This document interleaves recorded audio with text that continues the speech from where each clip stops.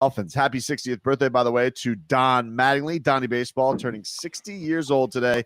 Fish will be back in action against the Baltimore Orioles. 6:40 first pitch from the Hell Depot Park, which is a little less helly after this last series. Nick Neidert's on the hill for the Fish against Matt Harvey. Marlins did have to put Starling Marte on the Matt Harvey. He has they have to they put him on the IL. MRI revealed that he sustained a non-displaced fracture in his 12th rib, left side. Those hurt. He is going to be reevaluated in 5 to 7 days. So that is no bueno. No bueno. Well, because then now think about it. Every time he swings, right? Yeah. How long? So a rib injury. What's you've done with it? You've played with busted ribs before. I did. How about this? I broke 2 ribs one time, and it was like I missed one game, and then the next week I was stretching, and the strength and conditioning guy was stretching me, and he did that thing where he leans on your feet and pushes you down like that, and a loud pop. Ugh. So then that was for 2 weeks. On Monday, I would go to the hospital and stay in the hospital to limit movement, and then I play on the weekend.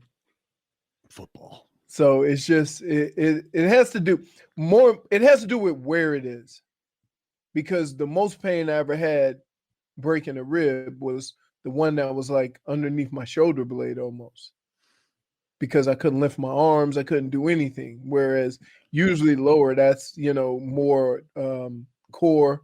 So when you laugh or something like that, and then the jack, when they put the little flak jacket on, I mean, you're so constricted that it's just very uncomfortable. So it's hard. Yeah. It was hard to run. Harder. I mean, it's funny. People say, "Oh, you played through that." You'd be amazed at what you can do when guys trying to hit you. You know what I mean? Oh, he's running tough. He's got broken ribs. I'm like, I still don't like being hit. That has never changed. Well, yeah, it happened. It happened during Sunday's game, and he was in the middle of an at bat, and he was in pain, and they came out and they took him out. So it sucks because he's that steadying bat that they have. He started getting on a tear for them. I guess they're gonna bring up. It sounds like they're gonna bring up Brinson. Is the way it looks. But, I mean, the only other person they could bring up is Harrison. But here's the crazy thing: when you send a guy down for not producing, and then you have to bring him back up. Well, they kind of got screwed on Lewis Brinson because they brought him up to bring up a pitcher, and then it had that wacky rain day. So it kind of sucked that they lost that option on him. But Lewis is still a start versus lefties guy. That's good. They were probably going to platoon him and Sierra. That's probably the way they were going to go. But I always wonder, in basketball, it's the 6th or 7th year. I think football, for certain positions, they say 3rd. You can have success, but you're going to tell what kind of production he's going to have. To say a running back, after his 3rd or 4th year, where you get consistent production, that means he's picked up on adjustments teams make and stuff like that. Right. But baseball, there's guys nowadays that come in so hot, right? What is the natural course of development to where you can count on that guy and he's going to be I don't know, man. It's such a weird, right? It's such a weird sport. You never got guys know. coming up when they're young. For example, pitchers, I remember guys coming up their rookie year with pitching. Sure. And it was he's on a pitch count for his first year and he's not going to go over this pitch count. No, it was going there, pitch. And now they have this this plan. I wonder, do they have that plan because of how they would have to pay him? You know what I mean? So probably I think there's some of that going on right now with I know some people were we were tweeting yesterday about JJ Bleday coming up. I don't think that's going to happen. I think that they think really good high of him, but I think that they're going to. They don't want to lose a year. First of all, he hasn't had a minor league season now in a year, so I think that they want to. They want to have minor league. I think starts in a couple weeks. I think the minor league season May. starts. It's supposed to start in May. So I think that they want to probably give him some at bats and just let him develop because he really didn't get to develop last year. But that being said, and he's also not a center fielder. He's a corner guy. Do you want to hinder that development, saving a year? You see what I mean? Because if you want your young players to be contributors to your team, is it more important to have them getting ABs in the big leagues, or is it more important having that extra year of arbitration? I don't, it's funny though. I don't even feel like these young stars get there all the time anymore. Like Lindor just signing them early. Yeah, Lindor just did. Like they let him go all the way. That's why he's not in Cleveland anymore. But like I feel much, like this season feels like it's gotten a huge jolt to the start of it because of Jazz Chisholm. Like that's just the facts. Yeah. Like he has been moving up to the 2 spot. I don't know. Like I wouldn't overpressure him right now. Yeah, but you don't want to mess with him every time it feels like he is either getting on base like crazy. That's been, I think, one of the most impressive things. Not only that he's the size that he is, but he has a ton of power. Is that he seems like he's got a really good idea of the strike zone.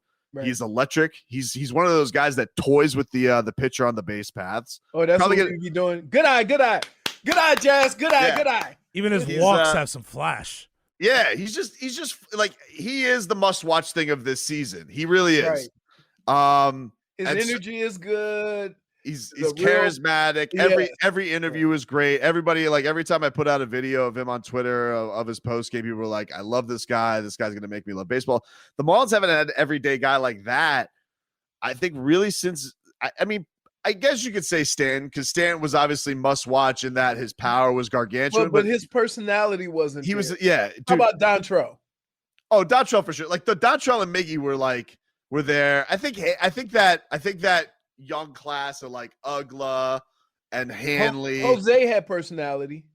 Jose for sure, but Jose's a pitcher, so you only got him every few days. I'm saying an everyday guy like this to bring that kind of dramatics to the lineup, like Christian Yelich, love you, bro. He had the personality of a wall, especially when he was in Miami. JT Realmuto. Do you remember what his voice sounds like? Do you remember anything about him? No. I'm trying to think. Who's maybe the last guy? Maybe a little Ozuna, a little bit, but not really. And then, like you said, like Stanton hit unbelievable blast. He could break the scoreboard, and so Stanton certainly would get on tears that were like must watch. But I don't feel like anybody really. I don't know if anybody really fell in love with Giancarlo Stanton the same way that people seem to already be really smitten with Jazz Chisholm. I don't think it's the same. It's a combination of talent and personality, which you usually don't get. It's hard to find. I mean, we know a lot of great athletes that have come into their respected leagues and have been great, but didn't have personality. Right. And maybe the personality came. I mean, you remember D Wade was pretty quiet when he first got into the league. That's true. And so I think a lot of it comes with like security. Right. But Jazz isn't quiet. Jazz is telling you he's literally telling you after games like, "Oh, what did you tell?" He's like, I tell my coaches I'm going to be better than Ronald Acuna. That Jacob deGrom, that was on the lighter side of 100. That was unbelievable. Like I know what he meant to say. I know what he was saying. Like he's saying he doesn't throw a heavy ball, but it came out like he was disrespecting Jacob deGrom. Basically, it was a marshmallow. He goes, he threw it. It's basically like 100-mile-an-hour BP. No problem for old JC. Right. The old Prince. He's got a cool nickname, Prince J Nasty. Like I don't like the guy. He's awesome. So Marlins will be back in action tonight. You guys can check him out. Happy birthday to Donnie Baseball. I mean, that sounds like something. He sounds like somebody that the Braves are just hating, right? Big 6-0. Who? Jazz Chisholm? Oh yeah. Personality. They essentially have it in Acuna. It's just Acuna does the same stuff. I mean, God, he's annoying. except for Stupid. the shield. Yeah, his shield. Like And he literally has a Captain America shield on his. Now, whose was bigger, his or Barry Bonds? Because Barry Bonds looked like a. Well, Barry Bonds Barry- was just big. I He's a think Barry bigger Bonds human. was. Yeah, Barry Bonds was just a bigger guy. Pound for pound armor, you'd probably have to go Acuna. He's got it all the way up on that sleeve because he's Yeah. a diver. Yeah. However, he does hit a home run every time he plays the Marlins. It's very annoying. Ugh. I've never thought I'd see anybody like own the Marlins like Chipper Jones or Ryan Howard did. Oh, This guy does it. Howard against Right. Velasco. Oh my God, Ryan Howard versus Ricky Nolasco. Not Wait, even close. and that's with the shift. Yeah, Shift don't matter if he's trotting, guys. Shift. Just big old meatballs just getting thrown right over the dish. By the way, that guy fell off quick. as soon as he got the money, Oh, makes you wonder. Makes you wonder. What are you saying? I'm not saying anything. Okay.